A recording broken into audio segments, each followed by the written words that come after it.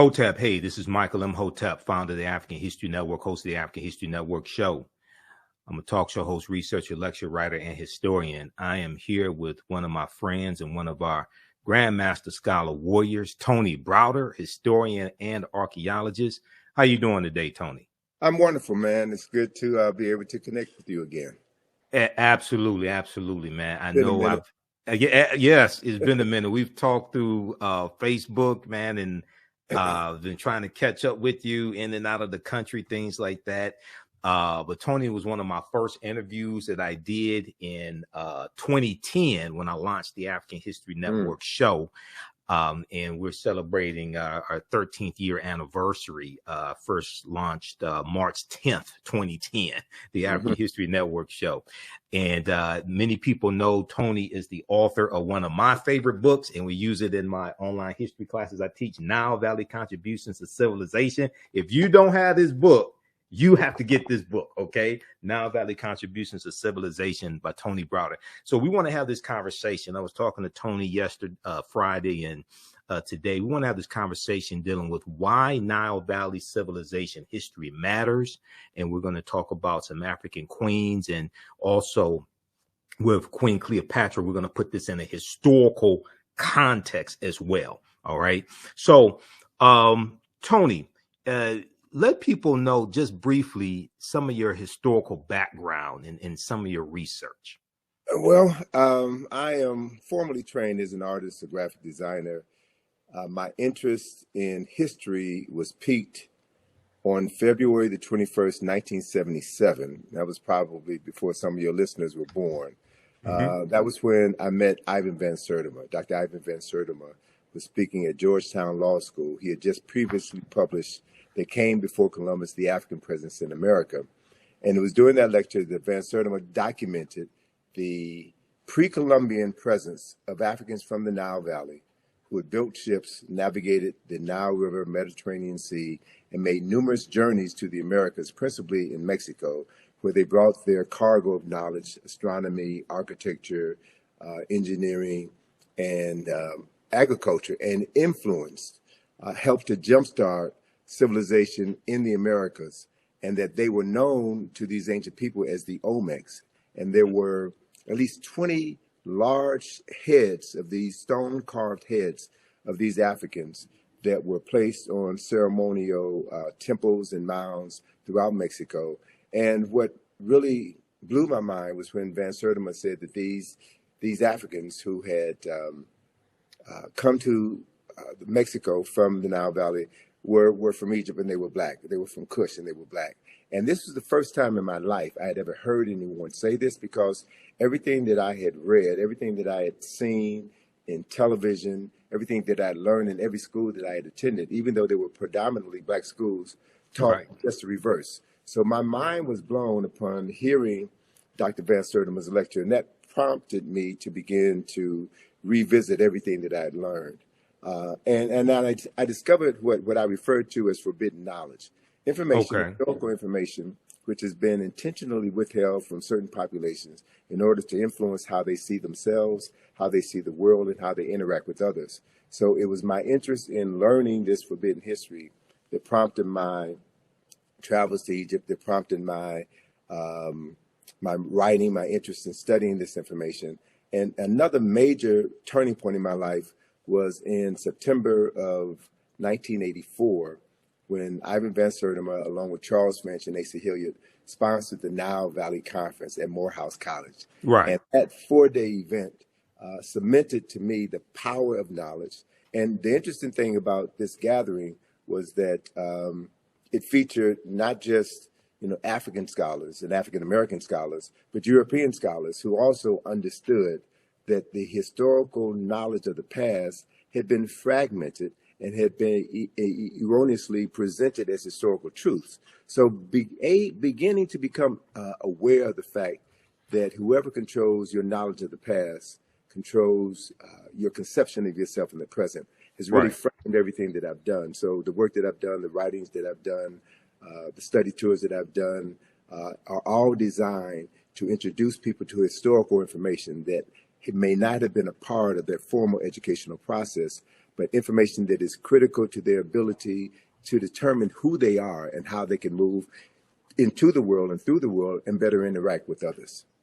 Okay, excellent, excellent. Now, in just a point of note, because people are asking, so today is Sunday, April 23rd, 2023. We are live right now. So people are asking that. And you set the tone for this conversation, Tony, because I got to ask you a question about the Olmecs as well. Okay. Because you just mentioned the Olmecs, right? And I teach about this in my class in Dr. David Imhotep's book, The First Americans Were Africans, Documented Evidence. He talks about the Olmec, Mandinka, Egyptian or ancient Kemetic connection. Okay. I want to have you explain that in just a minute. And then also, okay, CS, thanks for your support. If you want to support the African History Network, visit our website, theafricanhistorynetwork.com, theafricanhistorynetwork.com. Also, you all can support us through Cash App, $ the AHN Show through Cash App, and PayPal, paypal.me/the AHN Show. And when you do it through YouTube, they take a third of it, just so people know, because they're trying to support through YouTube. Okay.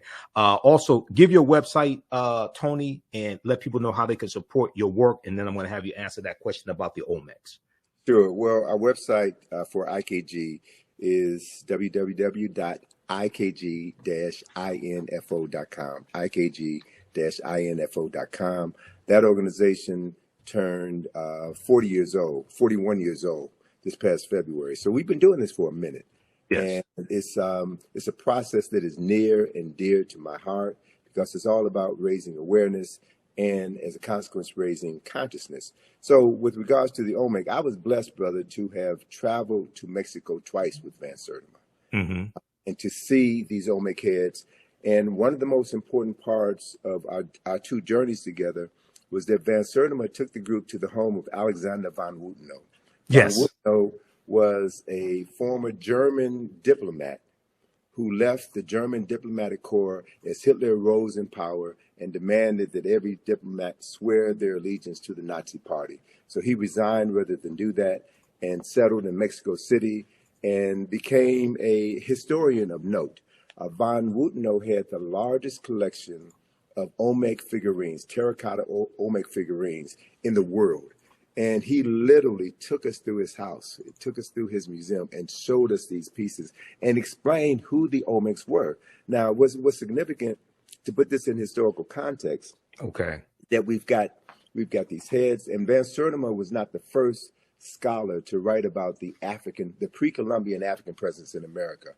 Leo Weiner was one of the first scholars, and even Von Wutenow himself has written extensively on this subject matter.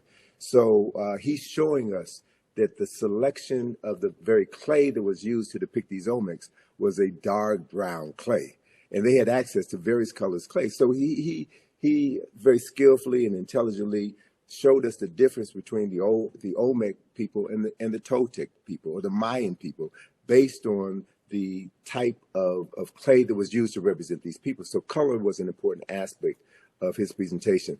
Another important aspect, man, is that the year, I'm blanking on the year, but the year that we met him was the year that the Berlin Wall had failed.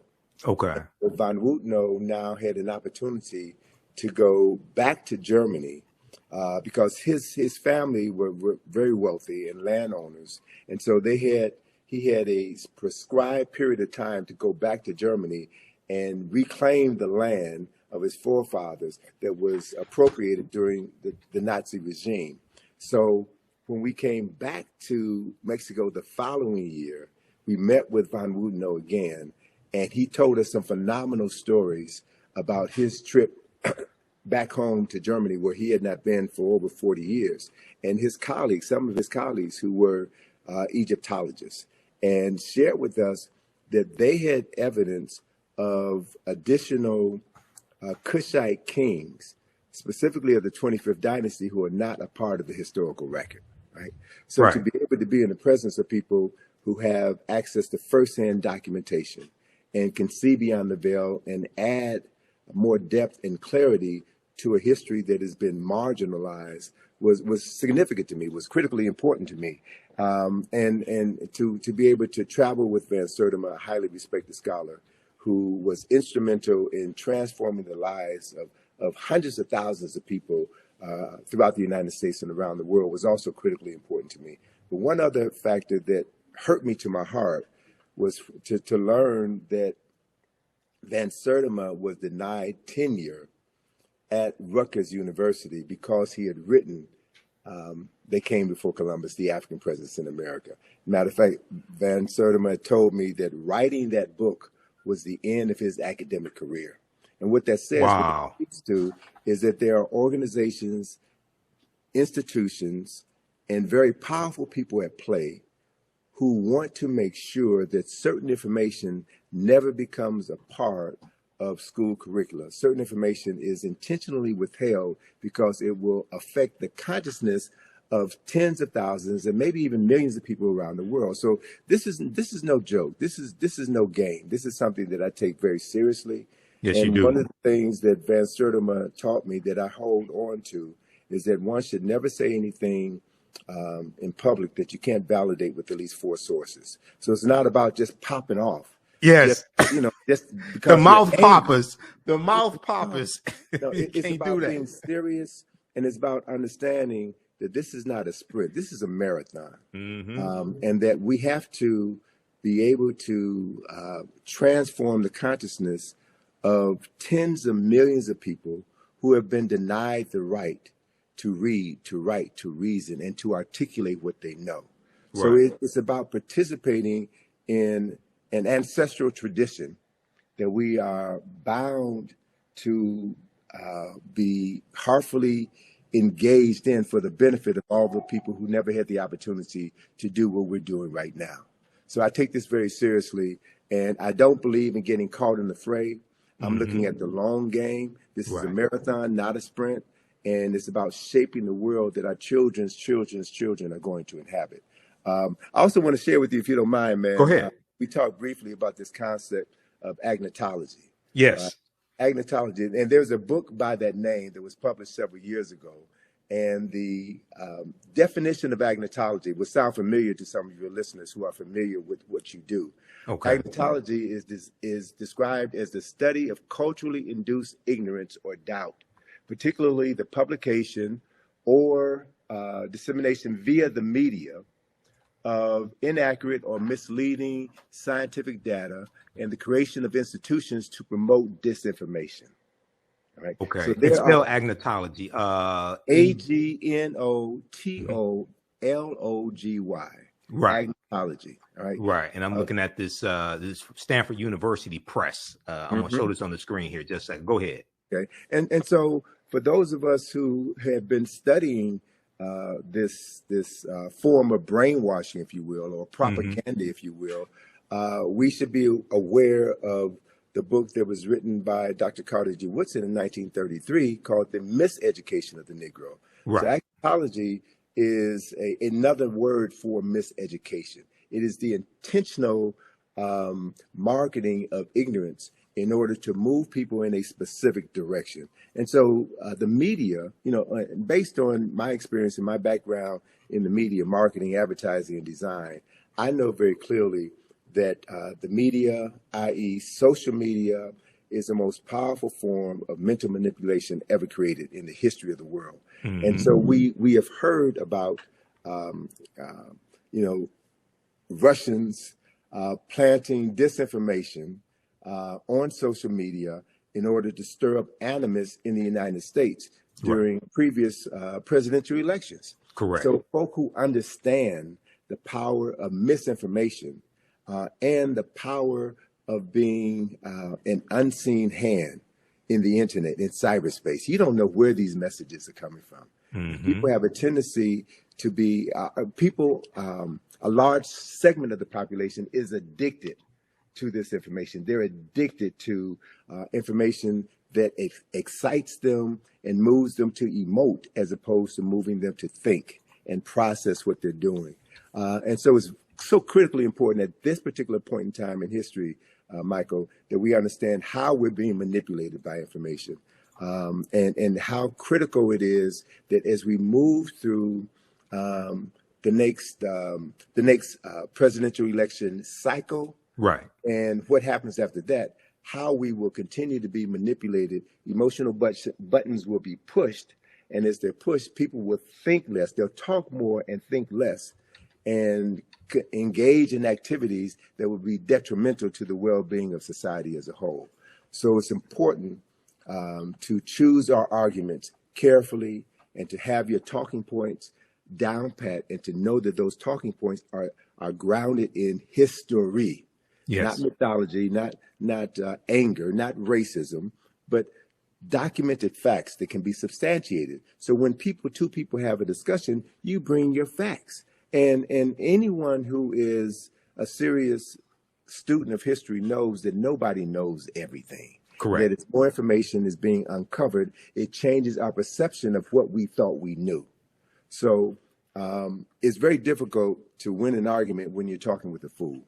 It's very difficult to win an argument when you're talking with someone who already has their mind made up. There's a saying, my mind is already made up, so don't confuse me with the truth. Mm-hmm. So we've seen here in this country, brother, within the last 7 years, how misinformation and disinformation have divided this country to the point where we may literally be standing on the verge of a civil war. Right.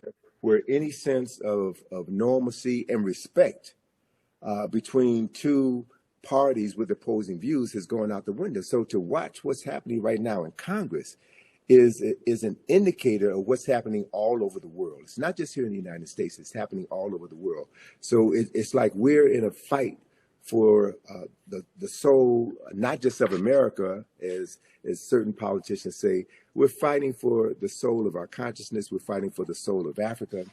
And I think if you're going to be engaged in that fight, you have to prepare yourself adequately. There is a statement that was made by, I think it was the U.S. Army in an ad that they did a couple of decades ago. They said that the first battle in any war takes place in the mind. Mm-hmm. And the first casualty of any war is always the truth, right? It's always the truth. So we have to be very clear about what we're talking about so that we can deal with the truth that stands on solid ground, and right, not a truth that liars speak in order to muddy the waters and to move people into a space where they won't be able to distinguish the truth from a half-truth from an all-out lie. So these are the issues that I think that are so critically important for your listeners to understand. And it's also the reason why I just finished a two-part webinar on why Nile Valley civilization matters. Okay. There's certain core information that has to be understood if you're going to engage anyone in any discussion about African history or Nile Valley history. And we've never been given the basic knowledge. So there are many people, unfortunately, who have a very pronounced presence on the web, who read one book and all of a sudden become an expert on something that they know very little about. Correct. Correct. And so dealing with these issues, dealing with the larger issue is important. And that's also one of the reasons why we find here in the United States, there is an ongoing effort on the part of certain parties to suppress the teaching of African history, to suppress the teaching of American slavery.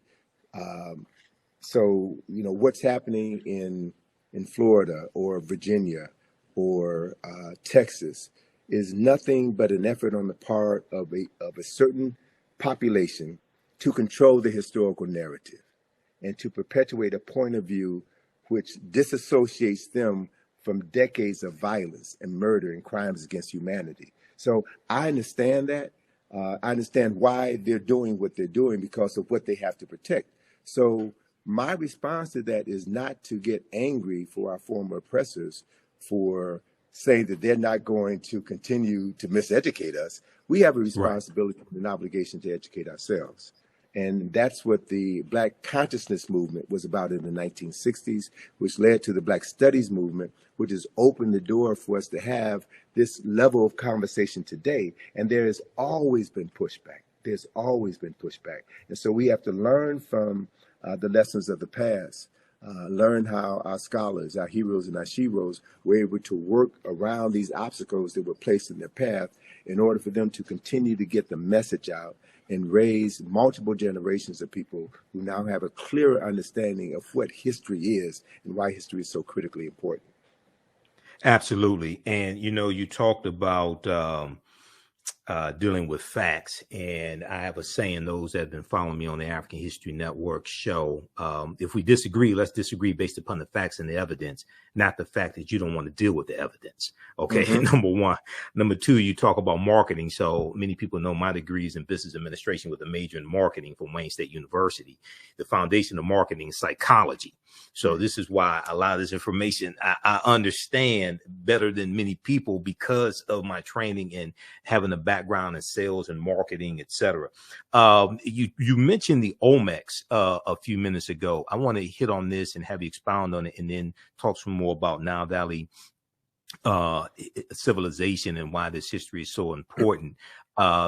So many people are familiar with Dr. David Imhotep, who wrote the book, The First Americans Were Africans, Documented Evidence. He's a friend of mine. I've interviewed him probably 14 times here on the African History Network show. And on page, I'm going to pull up this citation here because we discussed this in my classes also. What page is that in this book?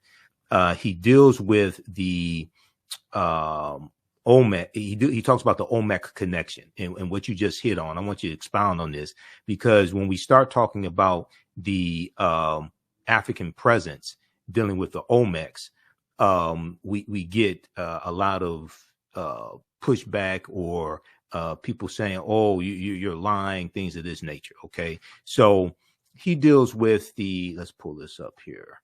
Mandinka Egyptian Olmec connection. Mandinka Egyptian Olmec connection. And I'm going to try to flip over to this slide here. Just bear with me for a second. I got to close out one of these presentations. All right. Let's look at this here. So he says, let's see here. Let's go to current slide. A major ethnic group. And now this is from page 82, I think it is, of the First Americans Were Africans, Documented Evidence.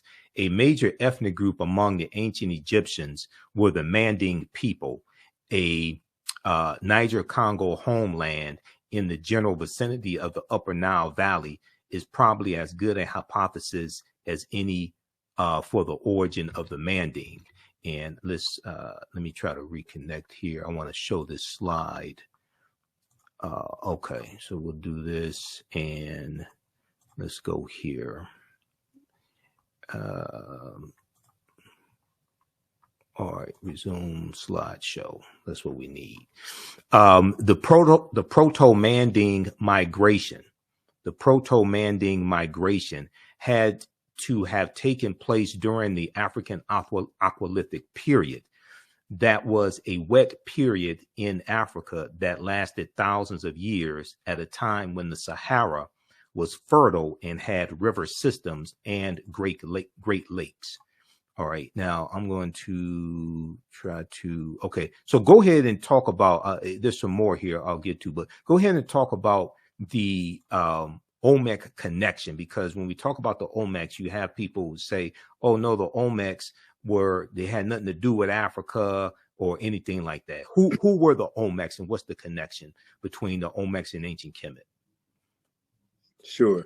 Well, anytime new ideas are introduced into the academy, there will be those who will reject those new ideas because reputations are built on maintaining certain concepts and ideas. Right. So as a matter of fact, one of the foremost Mesoamerican scholars was Michael Coe of Yale University. Mm-hmm.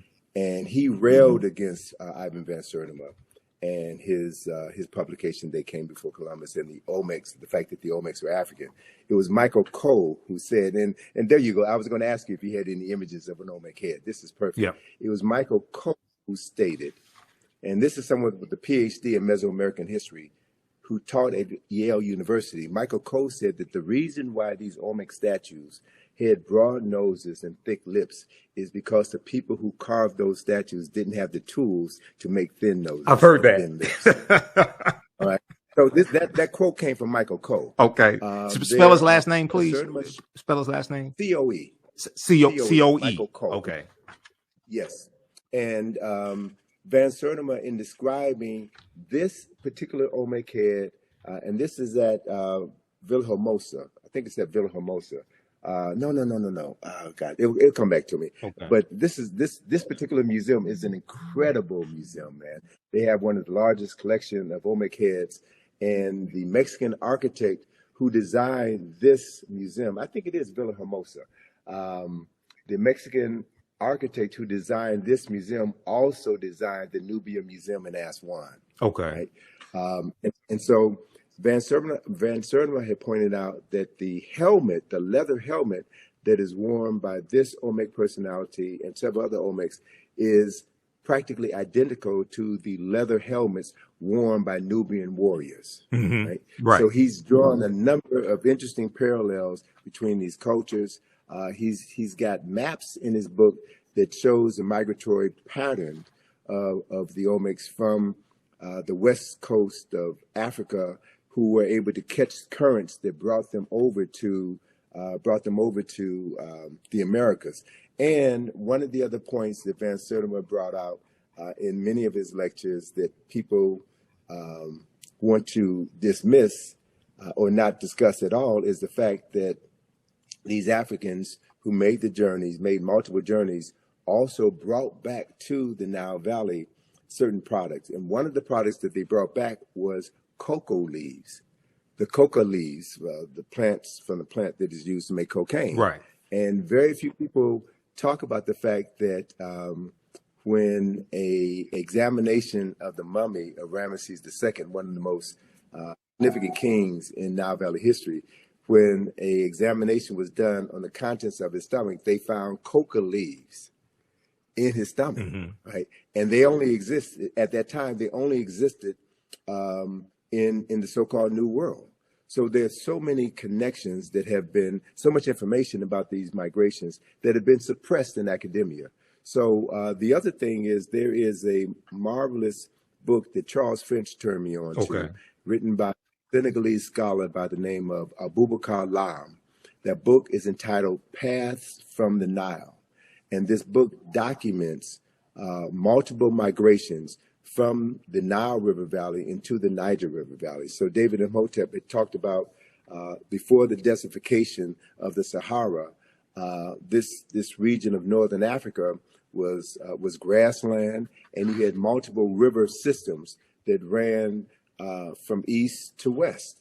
And so if we begin to explore this intercontinental migration of African people from the east to the west, from the Nile Valley to the Niger River Valley, we'll begin to find that there's tons and tons of history that is waiting to be rewritten, the artifacts that are waiting to be unearthed that will add to the story of African people and the migration of African people. And the only way that that story could be told intelligently is if more people of African ancestry get interested in the subject matter and do the primary research. Right. So, you know, I hope that what I have done throughout my career has served as a model to encourage others to get involved in traveling to Africa and doing the research, documenting what you found, and helping to bring this information out of the darkness into the light. Absolutely. And, you know, you talk about primary research. Professor Manu Pim, who's a friend of mine as well, he talks about primary research as well. Dr. Leonard Jeffries, Professor James Small, those are two of my teachers, Professor Kabahaya Wata Kamene, Dr. David Imhotep, they talk about the need for primary research. Okay, so this section here, this is from page 82 of The First Americans Were Africans, Documented Evidence. And as I said, Dr. David Imhotep deals with the Mandinka Egyptian Olmec connection, or the Manding. He said the Nile flowed west across the Sahara and emptied into the Atlantic Ocean during very ancient times. This would have enabled East Africans direct access to the Atlantic Ocean. The longer route would be to sail to the Nile River north to the Mediterranean Sea and then head west to the Atlantic Ocean. When the Manding reached Central America and began mixing with the local population, they were labeled Olmecs. Okay, when the Manding or Mandinka reached the Central reached Central America and began mixing with the local population, they were labeled Olmecs. The Olmecs were supposedly a mixture of the Manding or Mandinka and American Indians, or people who we would term, Native Americans, or however you want to phrase that. Do not forget that the Manding made up the base of the Olmecs. So the Egyptians, or the ancient Kemetic people, the Kemet II, the ancient Kemites, the Manding and the base of the Olmecs are related to each other. So just briefly talk about that, because there's so much, there's so many attempts when we talk about the Olmecs, and we're not saying that the Olmecs did not have any Native American ancestry or anything like this. We're not trying to take away somebody else's history. We're trying to correct history. Well, so a couple of things I want to add to that. One clarification I want to make is that the Nile Valley flows from south to north, but within the lower Nile Valley, you had other river systems that flowed from east to west. So I just want to clarify one thing. So it wasn't the Nile Valley that flowed from east to west. It flows from south to north. The tributaries that flowed off of the Nile, or fed into the Nile. So what that implies, a couple of things. Those of us who have studied Nile Valley civilization, the Nile River is the longest river in the world, 4,120 miles approximately. It begins in the highlands to the south. There are two primary sources for the Nile River: Lake Nyanza in Uganda, now known as Lake Victoria, because when Europeans discover Africans, they rename things that Africans had. But that's the source of the White Nile. And then you have the Blue Nile, which comes out of Lake Tana. The Blue Nile is the primary source for 90% of the water that flows from Khartoum north into the Mediterranean Sea through Kush and through Kemet. By the time the waters from the White Nile reach Khartoum, where the two rivers join together, 90% of the water from the White Nile has evaporated. So it's not only the water from Ethiopia, but the silt in the water from Ethiopia that made the Nile Valley, the lower Nile Valley, the most fertile land on earth. So Dr. John Henry Clark refers to the Nile Valley as the world's longest and oldest cultural highway. So we know the people, products, resources, in addition to the water, flow from south to north. So when you look at the development of Nile Valley civilization, you'll find that the primary science, the primary mythology, if you will, of Nile Valley civilization came out of the south, came out of the upper Nile Valley. And I'll share this with you, and then I'll go on to finish answering your question. So the primary mythology of Kemet and Kush is associated with Asar, Aset, and Heru, who we know better by their Greek names, Osiris, Isis, and Horus. They're the foundational mythology of Kemet. That story of Asar, Aset, and Heru that was instrumental in the founding of Kemet from the first dynasty on, that story originated in Ethiopia at least 4,000 to 6,000 years earlier, among the people known in southern Ethiopia as the Omoro people. That same story is there. And as it flowed northward down the Nile, it modified over time, right? And became slightly interpreted, but that is a fundamental story. So you also had situations where as Africans migrated from south to the north, they also migrated from the east to the west. So there was this flow, this intergenerational transference of knowledge and technology over time and space from the east coast of Africa to the west coast of Africa. And much of that information is now really beginning to come out. And what it does, the coming of this information will shatter all of the myths about West Africa. And there are scholars now in Ghana, Senegal, Nigeria, Cameroon, and Mali, who are now talking about their ancestral migrations from the Nile River Valley into the Niger River Valley. So we're living in an age of incredible discoveries where new information is going to be coming forward. So as part of that migration of Africans from West Africa into the Americas, what we're talking about is the further transference of African knowledge and African technology. So those who have a vested interest in maintaining the concept of African people as having made no contribution to culture and civilization, they have to suppress this information. Right. So the Michael Coles of the world have to stand up. And so what we have to do is we reassemble the fragmented pieces of African history. We have to be able to look at exactly what you said, the Olmecs. And Van Sertima talked about the fact that the Olmecs, the remains, the physical remains of Olmecs were found in many of the royal tombs in Mexico, and that they comprise, I think he said, about 12% of that population. So what we're looking at is an influx of Africans with advanced technology coming into a society and helping to jumpstart civilization in that society. And you also had other people coming from other areas into that same society as well.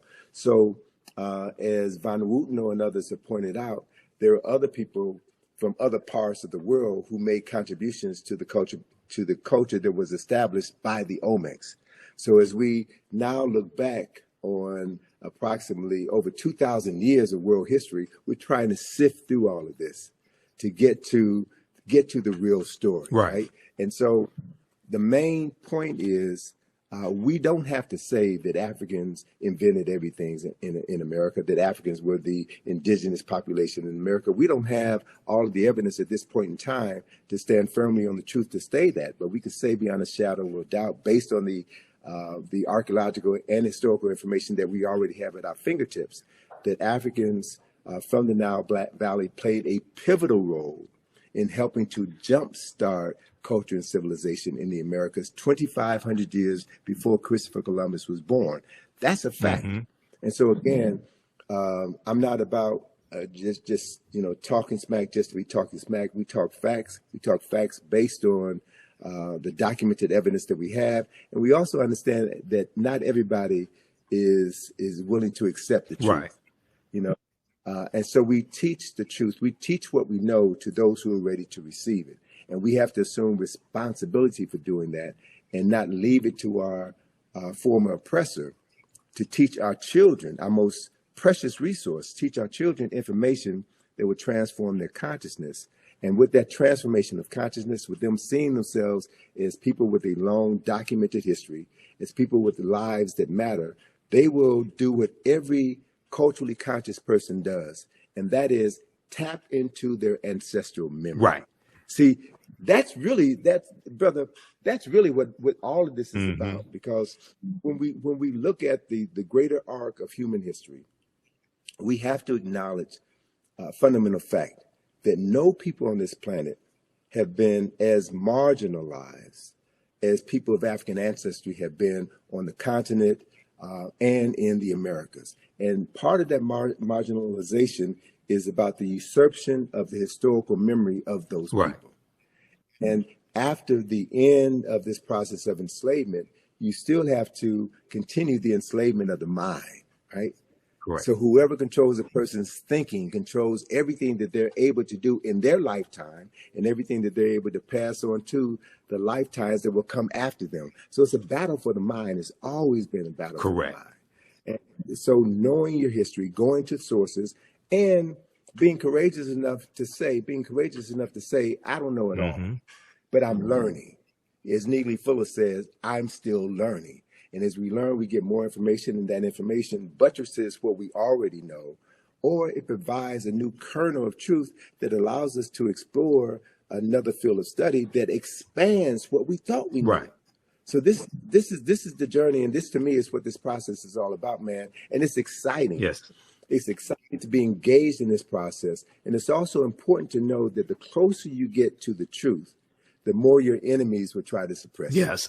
Right? That's when you know. That's when you know you're going in the right direction. So we can't allow ourselves, and I'm glad you put Dr. Jeffries up there again, because just 2 weeks ago, the powers that be came after his nephew, Hakeem Jeffries. Representative Hakeem That's Jeffries. not an accident. Yep. That's not an accident that is happening now. And they're bringing up issues that came to the fore in, what was that, 2001. 2001. Issues from 20 years ago, they're bringing up. Why? Because Hakeem Jeffries represents this phenomenon that I'm truly beginning to embrace and wrap my mind around. And that is the major reason why people of African ancestry are still here. The reason why we have not been exterminated is because of the power that we carry within us, this genetic memory that has been driving us and allowing certain people within our group to overcome seemingly insurmountable odds. So it's not just us doing this, it's the ancestors working through us. And it's the acknowledgement of the ancestors, which has always been our greatest power, our greatest resource. So whatever others can do to make you feel that to be African is to be ignorant, to be African is to be shameful. Deny your African ancestry means that you deny your ancestors, which means you cut yourself off from your only salvation, right? So there, and unfortunately, brother, there are many of us, many of our people who deny that they're African. Correct. Who deny that African people have ever done anything of any significance, who have bought into the narrative, bought into the lie. Those people will be marginalized by their unwillingness to embrace a larger historical truth. And that's on them. Right. Not everybody is going to get it. Not everybody is capable of understanding what is at play. And that are those people who have always been in opposition to the restoration of the African mind, the restoration of African consciousness, will always fund those people who will undermine this effort. That has always been the case. That's part of what COINTELPRO is counterintelligence program, yes. Yes, and also the use of government infiltrators to undermine organizations that were working on behalf of the advancement of African people. The Black Panther Party was infiltrated by these people. Anyone who saw Judas and the Black Messiah, right, saw that. And that story hit home to me because I'm from the west side of Chicago. Okay. You know, I know about Fred Hampton and Mark Clark. I was a freshman in college when Fred Hampton and Mark Clark were murdered. Went to school with a young lady who was in the house the night of the murder. So to have her give her description of what happened, and then to read in the newspaper, the Chicago Sun-Times, or to watch on the news, Mayor Daley, Edward Hammerhand, and other government officials give their version of the story, that's when the covers came off for me. That's when I began to realize that the media lies, the politician lies, that people have a vested interest in perpetuating a false narrative in order to maintain their power and suppress any effort on the part of African people to free their minds. So these issues are critical, man. And we cannot, you know, we cannot have a short-term memory when we're dealing with long-term issues. Look at what happened in the 60s. Look at the rise of the Black Power movement, the Black Consciousness movement, and the things that the government did to shut that down. The introduction of drugs into our community. Again, I'm from the west side of Chicago, so I can tell you specifically what happened when cocaine was allowed to come into the community unabated. What the film, and this is again the power of the media, what the film Superfly did to destroy conscious Black folk on the west side of Chicago. Right, the original Superfly with Ron O'Neal, the original Superfly. Yes, exactly. Yeah, exactly. So I was in Chicago, man, when that film came out, and I saw how cocaine. When the blaxploitation movies, and very quickly, and I know we only have a few minutes left here because I know you got to run. A couple of things I want to hit on that, but very quickly because people are asking. Also, if you want to support the African History Network, you could do so. Cash App, $ the AHN show through Cash App or through PayPal, paypal.me/the AHN show. We have the links on our website, theafricanhistorynetwork.com, theafricanhistorynetwork.com. I put the links there because some people have set up fake African History Network Cash App accounts and they've been stealing money from us. Okay. So we have the actual links there. You can click on it. To support Tony Browder and the work that he and his daughter Atlantis Browder do. Okay. Go to IKG-info.com, IKG-info.com. You mentioned Superfly, and I want to talk about that for just a quick minute, and then have you connect Nile Valley civilization and history to Queen Cleopatra, put it in a historical correct context. Okay, we're not going to let that dominate the conversation. Nathan McCall, the author Nathan McCall, he had a book out in the 1990s called Makes Me Want to Holler. African American Man Makes Me Want to Holler. And I read his book, and he talked about how in the 70s the movie Superfly made he and his friends want to sell drugs, to live that type of lifestyle. Okay. And he ended up going to prison. He became a journalist. I think it was either the Washington Post he ended up writing for. Washington Post. Yeah, I read his book, and his book was fantastic. And I had the book on tape, but that deals with the power of the media. Okay. And Dr. Leonard Jeffries has talked about previously how those blaxploitation movies, not all of them, there were some good movies, but how some of those movies showed us in the worst light and promoted drug usage, pimping, selling drugs, things of this nature. And white people profited off of these degrading images of African Americans. Right after Dr. King's assassinated in 1968, Malcolm X assassinated in 65, the Black Panther Party for Self-Defense is infiltrated and largely derailed, okay? And then you have these movies. So we got to understand that chronology. Connect the Nile Valley civilization history to putting Queen Cleopatra VII in the correct historical context, please. Great. So the perfect example I can give you is the work of Dr. Asa G. Hilliard III, who established a framework for understanding Nile Valley civilization. And he divided Nile Valley civilization into 4 golden ages. The first golden age was dynasties 3 through 6, when all of the Mir or pyramids were constructed. The second golden age was dynasties 11 and 12, when all of the great literature, the philosophical literature, the scientific literature, the moral literature for the nation was established during that period of time. The third golden age and the longest golden age is dynasties 18 and 19, when Kemet was forced to become an imperialistic nation because of continued intrusions from the north. And then you have the last golden age, the fourth and final golden age, which is the 25th dynasty, which is what Dr. John Henry Clark referred to as Africa's last great walk in the sun. It was the last time in history that Africans were the wealthiest and most powerful people on the planet. So if you understand that framework, then after the 25th dynasty, and there were 30 dynasties in the history of dynastic Egypt, Kemet civilization fell in 332 BC with the advent of Alexander of Macedonia conquering Kemet and turning Kemet into Egypt. Egypt is a Greek word. Pyramid is a Egypt is a Greek word. So most of the names of African places and things and people have been changed by non-African people. So if you don't know the original names, you'll never be able to understand the history, the culture, the science, the philosophy, and the concepts as they were originally created. Let me give you one example of that. Pyramid is a Greek word, which means little flat cake, like a pancake. The original word for that structure is mir, M-I-R. And the word mir means the place of ascension. So mir, there are no bodies buried in any pyramids of mir in the entire Nile Valley. None, zero. So anytime anybody tells you that the pyramids were tombs, that is a lie, whether it's an intentional lie or unintentional lie based on ignorance. Mir were always built over tombs. The tombs were underground.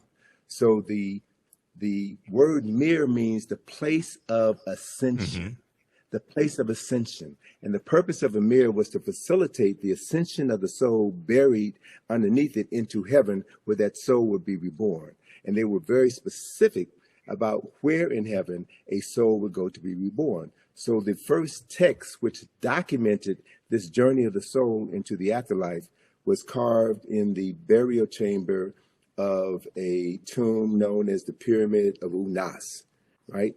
So it's in his burial chamber where you find the oldest written religious documents in the world. were inscribed on the walls of this particular tomb that talks about the soul, that talks about the process for the salvation of the soul, that talks about the judgment of the soul, and the place where souls go to be reborn. So the framework for Western religions can be found in the Nile Valley. So it's important to reclaim the names. It's important to understand chronology and history. So in that context, yes, Alexander Macedonia conquered Kemet in 332 BC, and the word Egypt derived from the name Ha-Ka-Ptah, which is the temple of the spirit of Ptah in the city of Mennefer, which was later renamed Memphis by the Greeks. And so that word Ha-Ka-Ptah became Aegyptus, which was Latinized and became Egypt. Yes. That's how that word devolved, not evolved, it devolved because it lost its essence through the evolution of the word. And so once Alexander conquered Kemet, and he became so enamored by the 3,000 years of historical knowledge that he had inherited by virtue of conquest. And so he no longer referred to himself as Alexander, son of Philip of Macedonia. He called himself Alexander, son of Ammon, son of Amen, the unseen presence of God Almighty, which is a upper Nile Valley concept, right? And so the Greek rulers then descended from Alexander's line. And Cleopatra is the last of these Greek rulers. So Cleopatra, for all intents and purposes, Cleopatra was not African. She was not Kemetic in the literal sense of the word. And so my thing is, don't get caught up in Cleopatra. There are other personalities of more historical and cultural significance who we should be focusing our attention on. So I would bypass Cleopatra discussion and focus on Queen T, who was one of the baddest queens in human history. She was one of the most powerful rulers on earth. She was the wife of Imhotep III, and their statue in the Egyptian Museum in Cairo is the largest statue in that building. And anyone who looks upon that statue could see the nationality or the race, if you will, of who these two African people were. And it's very clear that we understand the chronology. Queen T was the wife of Amenhotep III. The son was Amenhotep IV, who changed his name to Akhenaten. And Akhenaten's son was the person that we call King Tut. So if you understand the history, understand the chronology, you can focus your attention on subject matters that are more worthy of discussion than Cleopatra. Not to dismiss her summarily, but Cleopatra is about as significant as Meghan Markle. I'm just saying. Right. Context is everything. Context is everything.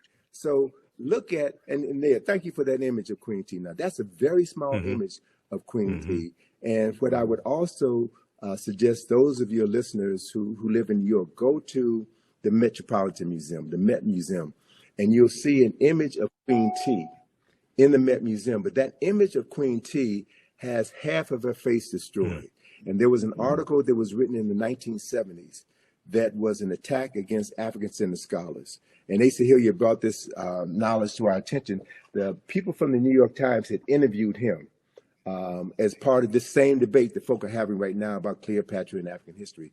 And Asa Hilliard showed this image of Queen T.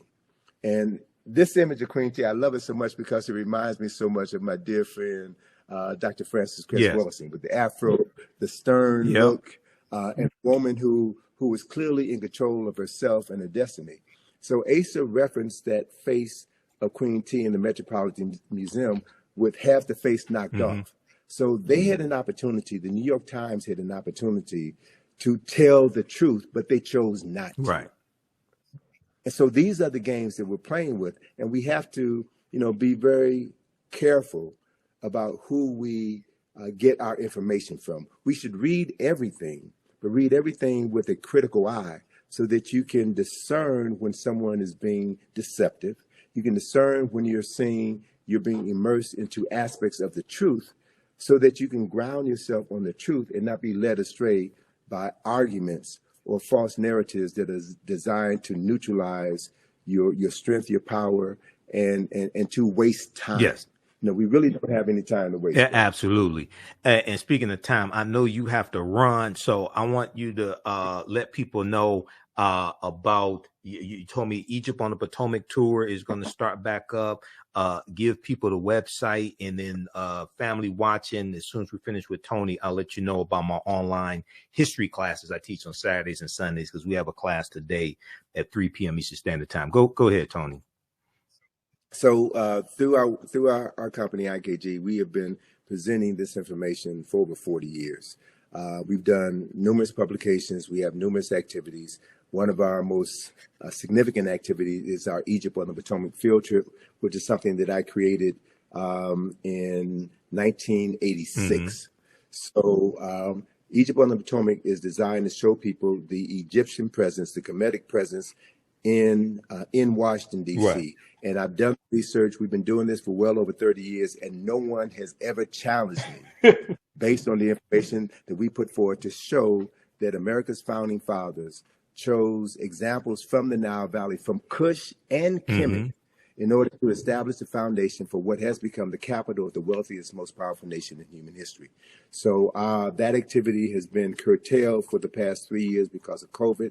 But beginning on May the 6th, we will have our regular 3-hour bus field trip of Washington, D.C., where we will take you through locations, various locations throughout the city, and explain the architectural, the symbolic, and the mythological elements of Nile Valley civilization, which have literally been hidden in plain sight. We connect the dots, and we empower people with the ability to see their history and use that history to transform their consciousness. So anyone can go to our website, ikg-info.com. We also have another project that we're going to be unveiling at the Thurgood Marshall Center, where we're based in D.C. It's the John Henry Clark Enhanced History Project. This project, we have 400 square feet of wall space where we're going to be using information inspired by the work of John Henry Clark to tell the story of people who've been written out of the respectable commentary of human history.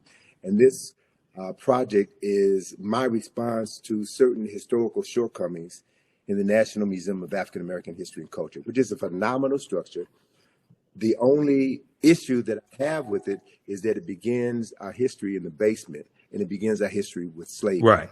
It doesn't talk about who we were prior to our enslavement. Exactly. So the cornerstone of the John Henry Clark Enhanced History Project is a 25-foot long mural, which illustrates 8,000 years of African excellence and success, an undeniable 8,000 years of African excellence and success, which was undermined by the Ma'afa, the European and Arab enslavement of African people. But we have come through the Ma'afa. We have survived. Yes. And through the work that you're doing, through the work that others are doing, we are doing our best to bring forbidden knowledge into the community that needs the knowledge the most, so that they can transform their consciousness and create a world that is worthy of their children and their children's children's inheriting, based on accessing ancestral knowledge and recreating the genius that we were born with. So that's the process, man. And let me just, in closing, let me just share that my good colleague, Charles French, has a new book coming out next month. It's 10,000 years of Nile Valley history. Okay. 10,000 years of Nile Valley history. So I'm really pleased to see that there's more scholars, more sisters and brothers who are doing the work and documenting a history that has been suppressed for so long.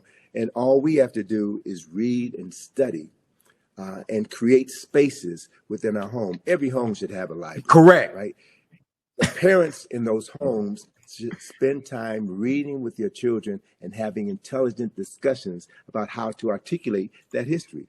Everybody pays taxes, and our tax dollars are being used in schools to miseducate many children, black, brown, white, children in the classroom. Right. So we have an obligation as taxpayers to see to it that certain information is accessible in the classroom. And if it's not going to be taught in the classroom, we need to demand of our churches, our fraternities, our sororities, our barbershops and beauty shops to turn those spaces into spaces where we can teach our children and their parents and elders in the community who they are. Correct. So we can transform my consciousness. And I'll close on this point. You know, I'm kind of peeved that folk are spending too much time talking about Cleopatra. And I need to hear folk talk about what's wrong with Megan Thee Stallion. What's wrong with Cardi Hey, B? brother, they don't want to have that Because- conversation. Let me just say quickly, and I'll let you go ahead and finish. Dude, the information I put out about the song WAP from Cardi B and Megan Thee Stallion. Now, here's the thing. When we do a systems analysis, I went through and broke this whole thing down. And I said they would never have a top white female artist put out sexually explicit lyrics like that, because they understand that whatever's disseminated becomes imitated. And they have too much respect for white women. But here's the thing. The majority of my criticism of WAP and the whole thing in the video wasn't towards Cardi B and Megan Thee Stallion, even though I would say they get 10%. The majority of the criticism I had was for Atlantic Records, a white corporation, financing this, because they would not do that for a white woman. And the baseline says there's some whores in this house and repeats that phrase about 79 times. And in the video, all the women are of African descent except Kylie Jenner. And you have white people to put together an online petition to have Kylie Jenner digitally removed from the video because you only protect what you respect. And they saw that white woman as somebody who needed to be saved. You Negroes, you can keep doing that. You can be the whores in this house. This white woman, you too good for that. Go ahead, brother. All right. So I mean, but and that's a valid point, and it speaks to exactly the point that I want to make. People who love themselves and love their women and love their children do not allow their image to be Exactly. The other important issue is I travel around the world, brother.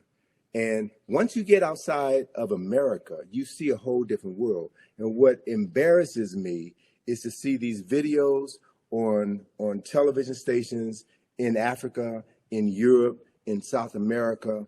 And I would say this. In all fairness, all right, if you want to show black women behaving this way, then let's see some white women behaving that way. Let's see some Jewish. Let's level the playing field. But it's only us because it's about disparaging us, and it's about maintaining this ideology of Afrophobia, this fear of black folk, this disrespect for black folk. And so we have to accept responsibility for that. So I'm not going to let Megan Thee Stallion and Cardi B off the hook. I'm not going to let them off the hook because they are rewarded for that. By Megan Thee Stallion was Person of the Year, Time Magazine. They appear on Saturday Night Live. They appear on all of these programs. So what that does is send a message to young and impressionable black women, black girls. If you want to get paid, if you want respect, wear a weave, wear these fake nails, wear all of these things that deny your true essence in order to be accepted by a community that has never had any interest or desire in you. And so these are conversations that need to be had. Many of these conversations, I think, should be had behind closed doors and not on the internet, because you never know who's listening.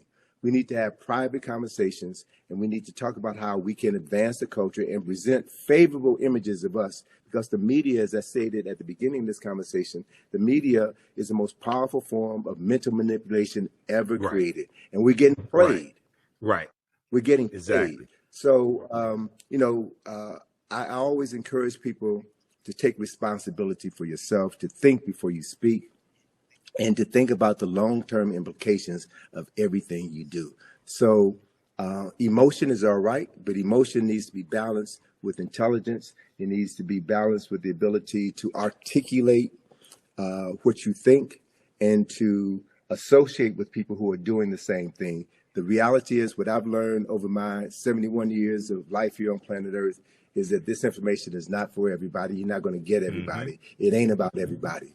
It's about moving and working with those people who are willing to learn, willing to commit themselves to something greater than their own individual and selfish interests. It's about building for future generations. So that process is happening, brothers. I'm encountering more younger sisters and brothers. When I say younger, I mean folk in their 20s, 30s, and 40s who are finally getting it, who are thirsty, who want this information. These are the people that we need to be focusing on. We need to help frame the historical understanding of topics so that they don't get sidetracked by these games, by these traps that are set up just to waste their time. Right. But stay focused like a laser, do the work, love yourself, right? And demonstrate that love and how you interact with other people who look like you, and build something tangible together that is going to outlive you, something tangible that can be passed on to future generations. And if you can do that, man, if you can do that throughout your lifetime, then we can say that the day will come when our ancestors will return and have bodies to use that will allow them to create heaven on earth once again. Yes. It doesn't make sense to me, and I keep saying I'm going to close on this. But Hey, take your time, man. I know you got something to do after this, but take your time. I'm not rushing you. Okay. It doesn't make sense for me personally to talk about your ancestors were kings and queens if you're acting like fools and Exactly. jerks, right? Yep. And the other reality is that less than 0.1% of any nation's rulers were kings and queens. The vast majority of people were ministers and prime ministers, were scholars, were researchers, were scientists, were astronomers, were physicians, were healers, were masons, were architects and engineers. They are the people who made the nation. Right. The king or queen was just a figurehead. Right. So I want to redirect the conversation. I want to redirect the focus on something that is practical. It's just like saying, you want to be president of the United States. Anybody with any sense knows the president of the United States does not run the United States, right? And so it's the people who comprise this country who make this country what it is. And we know, people of African ancestry should understand very clearly that it was our ancestors and their free labor that helped to make this country the wealthiest and most powerful nation in human history. So we have an obligation as descendants of enslaved people who survived the Ma'afa. We have an obligation and a responsibility to use the resources that we have access here in this country to educate ourselves, right?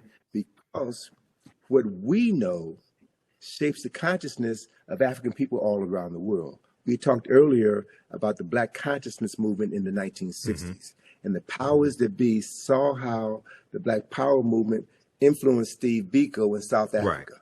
And he replicated a similar movement. It was happening in other parts of Africa as well. So the colonizers had to shut that down. And you shut that down by introducing films that divert our attention and have us praising drug dealers and ungodly behavior.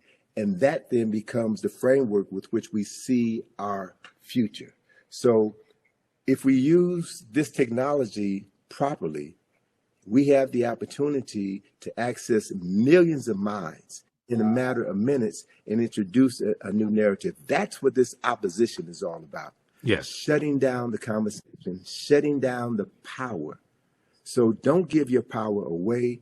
You are the most important commodity that you'll ever possess. Free your mind. Model how free people, free men and women are supposed to speak, communicate, and move through the planet. Work with other people of like minds so that you can build something that will last for eternity. And as we do that, we will make our ancestors proud. And we then will be the vehicles through which they would do their best work. Why? Because they did it in the past, and we have the capacity to replicate it right now. That's what this whole journey is all about. Absolutely. And up on the screen, I have the famous quote by Bantu Stephen Biko: "The most potent weapon in the hands of the oppressor is the mind of the oppressed." So we have to take our minds back. This is what Dr. Carter G. Woodson was telling us in his work, not just in the Miseducation of the Negro in 1933, but the work he did with Association for the Study of African American Life and History, ASALH, which he co-founded September 9th, 1915. So, all right, excellent. We got to bring you back, Tony. I know you got to run. We have to bring you back. And everybody, those slides I was showing, those are all slides from the online classes that I teach. We use 2 of your books, Egypt on the Potomac and Nile Valley Contributions to Civilization, in my classes as well. I introduce a lot of people to you, Tony. I read this book back in 1994. I just got this new copy last year from Brother Haki Ami Shakur. But my original copies from 1994, the pages were falling out. I had to get a new copy, man. But that book I read from the Browder file first. Then in 94 when I was at Wayne State University, I read Nile Valley Contributions to Civilization. It blew my mind, man. I haven't been right since. Okay. It corrected my mind. Right. You have been It corrected my mind, man, but it blew me away, brother. So you got to write. This is volume 1, man. You got to write volume 2. You got about 20 volumes in you, man. But you got to write volume 2, brother. Well, brother, that's one of the reasons why I need to use the time that I have left to redirect my energies. I've got a ton of information that I need to get out. Yes. And so I'm going to be focusing on doing more writing and continuing to push my daughter out, because what I have established is a legacy that she's going to continue. So, last December, I had some health challenges, and I was unable to travel to Egypt, take my group to Egypt. So my daughter stepped up and did it. Oh, that's good. So to Shout out know to Atlantis. that we're preparing the next generation, man, is really what this thing is all about. Because we're not going to live forever, and we can't do everything ourselves. So we should be training cadres of young people, man, to know who they are and to live that knowledge in everything that they do. That then is how we change the world. So, it's a pleasure to be on the program. We got to have you back soon, brother. Yep. And I'm wearing the Black Friday shirt because we're in the documentary series from Rick Mathers, director Rick Mathers, Black Friday, What Legacy Will You Leave? Okay. All right, Tony, everybody visit ikg-info.com. Support Tony Browder, support his daughter, Atlantis Browder, and also support the African History Network. All right, Tony, you have a good day, brother. Hotep. All right, peace. Take care, man. Appreciate it. Peace to you. All right, everybody. So that was one of our esteemed scholars, one of my friends for years, Tony Browder. He was one of my first interviews that I did in 2010 when I launched the African History Network show. Hotep, everybody. This is Michael Imhotep, founder of the African History Network, host of the African History Network show. It is Saturday, June 1st, 2024.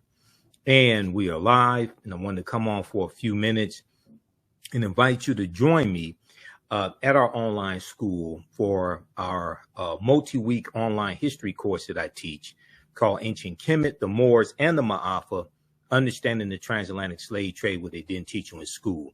We have another class session that we have starting today in a few minutes. And we deal with thousands of years of history and what leads up to the transatlantic slave trade taking place. I do a PowerPoint presentation. We have book references, articles, video clips, and we deal with thousands of years of history. And we look at chronologically what leads to the transatlantic slave trade taking place and what's the impact of it. Okay, there are 15 different books that we reference, 200 slides, over 200 slides that I put together. Some of the things we look at are the impact of Juneteenth and how a lot of Americans don't understand Juneteenth and the significance of it, but also the fact that slavery didn't end on June 19th, 1865. And I've done extensive presentations on that. I'll be speaking at some Juneteenth presentations here in the Detroit area. We talk about ancient Africa and who Imhotep was. We deal with things like the 1619 Project and what the 1619 Project gets wrong about the African presence in America, because Africans were here in the land we call the United States of America, going back at least 51,700 years ago. These were the Khoisan, and we did not first come to this country conquered and shackled in chains, conquered by Europeans. That's misinformation. Yes, 1619 did happen, but before 1619, there was 1526 in the South Carolina, Georgia area, and that was an attempt by the Spanish to set up a settlement. That attempt failed, but there were about 100 Africans that were taken into that area, and we're going to overthrow our oppressors. Okay, now this is 93 years before 1619, Jamestown, Virginia. But this is not talked about a lot, okay? But there's a good article from the Washington Post. Before 1619, there was 1526, the mystery of the first enslaved Africans and what became the United States. But even before this, even though this history right here is important, okay? Don't get me